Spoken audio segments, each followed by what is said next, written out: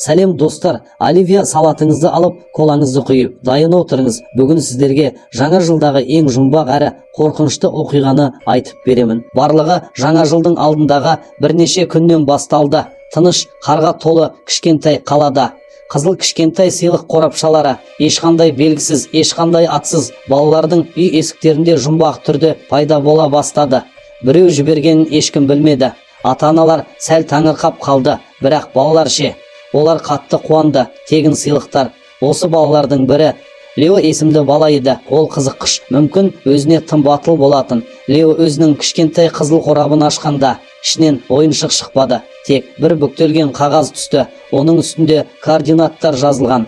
Оның жеппіресі бұл орынның қала шетінде ұзақ уақыт бойы жабық тұрған Джил Экс ойыншық фабрикасы екенін көрсетті. Қағазда тағы бір нәрсе жазылғаны: шынайы сыйлығыңды табуға кел. С.К. Аяз ата. Музыка баяу басылып, оның орнына төмен ыңылдаған дыбыс және желдің сыбыры естіледі. Сол түні суыққа қарсы жылы киініп, Лео сыртқа шығып кетеді. Фабрика айдың жарығында қаңқалық силуэт сияқты көрінеді. Қақпа ашық еді. Шиқылдап ашылып, шақырғандай болды. Ішке кіргенде ауа топ пен бірдеңенің тәтті, бірақ шіріген тәттілер сияқты иісі бар нәрсемен қанық болды. Бұл орын ұмытылған ойыншықтардың зиратында еді. Бірақ сол кезде ол оларды көрді. Негізгі цехта көптеген аяз аталардың аниматроникалары тыныш, шаң басқан қатарларда тұрды. Жарық аз болғандықтан олардың суреттелген күлімсіреуі қиналғандай, тіпті қабағы шиеленскендей көрінді. Аяқтарының астында шашылған заттар бар еді.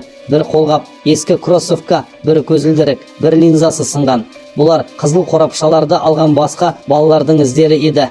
Кенеттен төмен тітіркендіргіш дауысы залда естілді.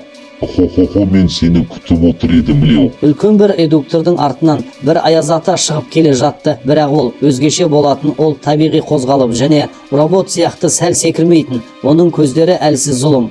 Қызыл жарық шашып тұрды. Сен өте жақсы бала болдың, деді ол сыбырлап, қолғаппен шақырып. Енді соңғы сыйлығыңның уақыты келді. Жаңа жыл жаңа бастаманы талап етеді. Сиқырды тірі сақтау үшін құрбандық қажет.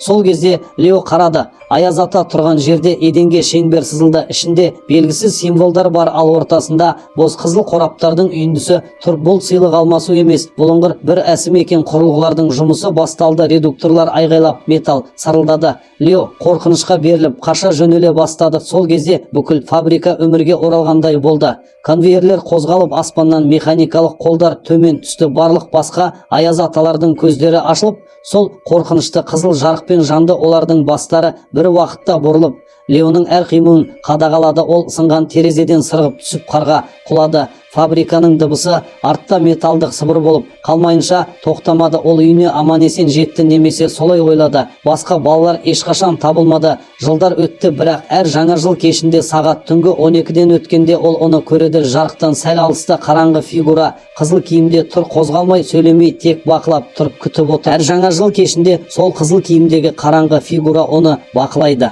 Сыйлығы әлі күтіп тұр. Егер оқиға ұнаса, лайк басып, каналға тіркеліңіз және комментарийде қандай видео көргіңіз келетінін жазыңыз.